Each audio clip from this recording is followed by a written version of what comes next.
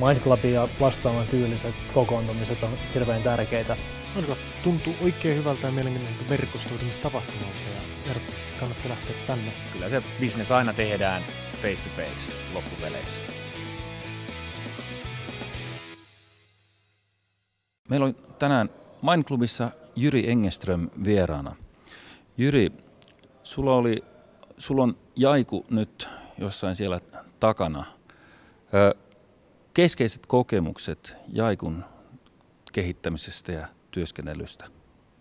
No Jaikuhan oli tällainen varhainen mikrobloggauspalvelu, eli niille, jotka käyttää nykyisin vaikka Facebookia, niin tunnistaa ne Facebookin tällaiset lyhyet viestit, missä kerrotaan, mitä ollaan just nyt tekemässä ja mitä sitten kaverit voi kommentoida. Ja Jaiku teki näitä silloin aika alkuvaiheessa, kun niitä ei vielä hirveästi verkossa ollut, ja sitten tämän lisäksi oli sellainen kännykkäsofta, minkä saattoi Nokian puhelimiin laittaa, jossa sitten näki siinä puhelinluettelossa, että mitä kaverit just nyt tällä hetkellä on tekemässä ja missä ne liikkuu ja voiko niille soittaa, onko niiden kännykkä äänettömällä vai äänipäällä. Ja me tehtiin, se Jaiku syntyi tällaisena ideana, joka lähti liikkeelle, eli oli niinku tällainen vaihe, milloin sitä vaan ideoitiin ja kokeiltiin ja prototypoitiin. Mä pidin yhden esityksen sellaisessa Reboot-konferenssissa Tanskassa, jossa sitten sen esityksen jälkeen kaveri tuli juttelemaan, joka paljastui, että oli tehnyt niin kuin hyvin vastaavanlaisella idealla jo omaa konseptia, ja sitten me lyötiin hynttyyt yhteen. Hän oli Mika Raento, josta sitten tuli Jaikun yksi näitä pääkehittäjiä. Ja tällä tavalla tuli muutakin väkeä mukaan siihen, että ne ikään kuin kun siitä ideasta kertoi ja puhui ja se oli netissä, niin siitä kiinnostuneet rupesi niinku käyttämään sitä, ja me rekrytoitiin sit sillä tavalla muutamia ihmisiä myös kansainvälisesti mukaan siihen. Et ehkä eka tällainen juttu, minkä voi sanoa, minkä siitä oppi, oli, että kannattaa aina puhua omasta ideasta mahdollisimman paljon, eikä huolestua siitä, että joku vaikka pöllisi sen ja veisi sen itsenäisesti eteenpäin. Et jos niin käy, niin sitten se varmaan et ollutkaan sinä, joka olit se oikea taho sitä kehittämään, koska joku muu osasi tehdä tämän eksekuution paremmin. Me myytiin se aika aikaisessa vaiheessa Googlelle. Se oli ehkä noin vuoden ehtinyt pyöriä, kun sitten tapahtui tämä akvisitio. Meillä oli silloin vaihtoehtona joko ottaa ulkopuolista rahoitusta tai sitten myydä se firma. Ja se ihan loppumetreille saakka oli epävarmaa, että kumpi vaihtoehto sitten.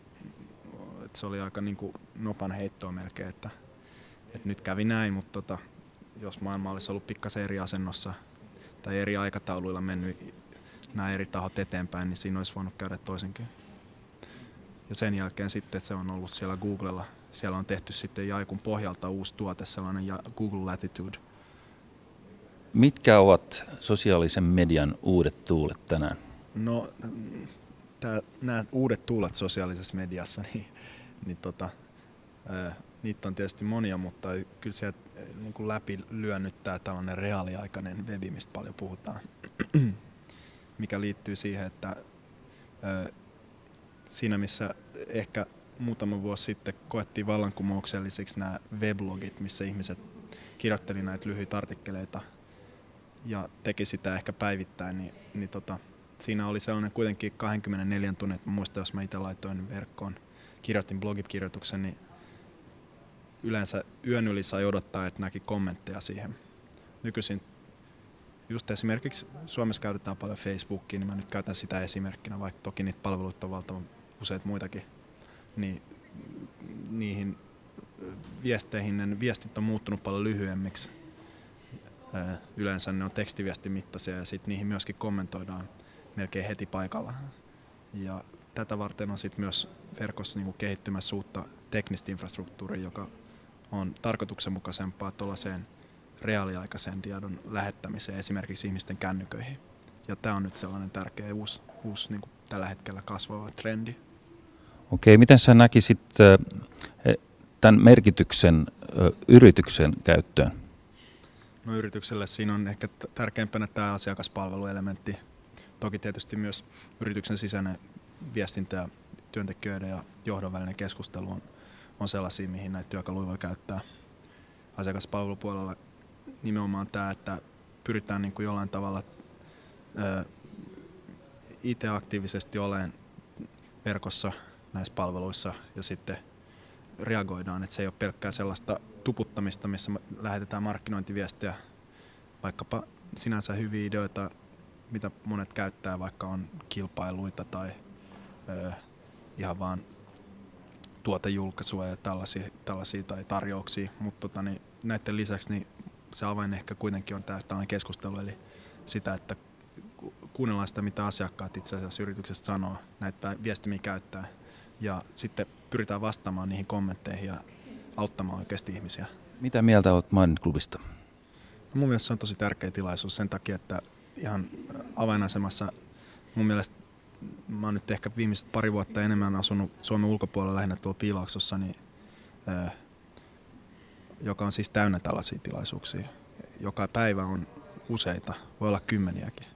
Nämä on niinku se tavallaan se polttoaine, mitä innovaatio käyttää, on nämä ihmisten tapaamiset ja keskustelut. Ja nimenomaan sellaiset keskustelut, joissa niin kuin ei välttämättä ole mitään selkeää etukäteen määriteltyä projektiagendaa, vaan ihan vaan yksinkertaisesti ideoiden vaihtaminen. Nämä Mindclubin tyyppiset tapahtumat, niitä toivoisin, että niitä olisi vielä paljon enemmän Suomessa. Tässä mielessä niin kuin mä oon tosi onnellinen, että mä pääsen tänne tänään puhumaan.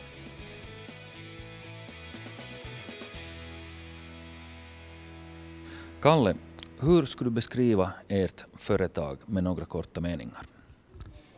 Ja, jag skulle beskriva Krämarketing med följande ord. Det är en liten men väldigt nischinriktad sån här internetleverantör, byrå. Vi jobbar med marknadsföring på webben. Vi jobbar med business-to-business-företag och vi har en kundgrupp på ungefär 300 kunder som köper av oss lite olika tjänster. Hur ser du på samarbetsprojekt för flera företag emellan? Ja, samarbete skulle jag beskriva på så sätt att man måste förstå värde i vad den andra parten egentligen vill ha. Och för oss är det väldigt viktigt att vi inte tänker bara på oss själv, utan vi kan samarbeta med konkurrenter och då är det lite mer spännande vad värde egentligen är. Men det viktiga är att oberoende hur många parter som är inblandade så har vi ett win-win förhållande för precis alla som är inblandade. Kan du berätta någonting om eventuella utvecklingsplaner, målsättningar, vad ni har för framtiden? Ja, det där är ju en spännande fråga och jag kan ju säga så pass mycket, jag kommer inte att gå in på detaljer, men jag kan säga att vi befinner oss i en expansionsfas och framtiden ser väldigt intressant ut. Vi har lyckats utöka nätverket även internationellt och vi har några tunga huvudmän som förlitar sig till våra tjänster, så att jag skulle säga att företaget har 11 års erfarenhet, men nu börjar det hända någonting lite mot de internationella marknader också, så det ser väldigt intressant ut. Vad tycker du om Mindclub? Jag tycker Mindclub är ett jätteintressant koncept. Vi har följt med lite vad som har hänt här på Mindclub, de tillfällen ni har haft och lite de föreläsare ni har haft här. Och det här är ett ypperligt tillfälle för även en mindre aktör som typ oss då att komma och få lite kontakter, skapa nya bekantskaper, men framförallt det här tillfället som ofta inte existerar i vardagen. Alltså, sen tänker vi inte direkt business, utan vi vill skapa kontakter.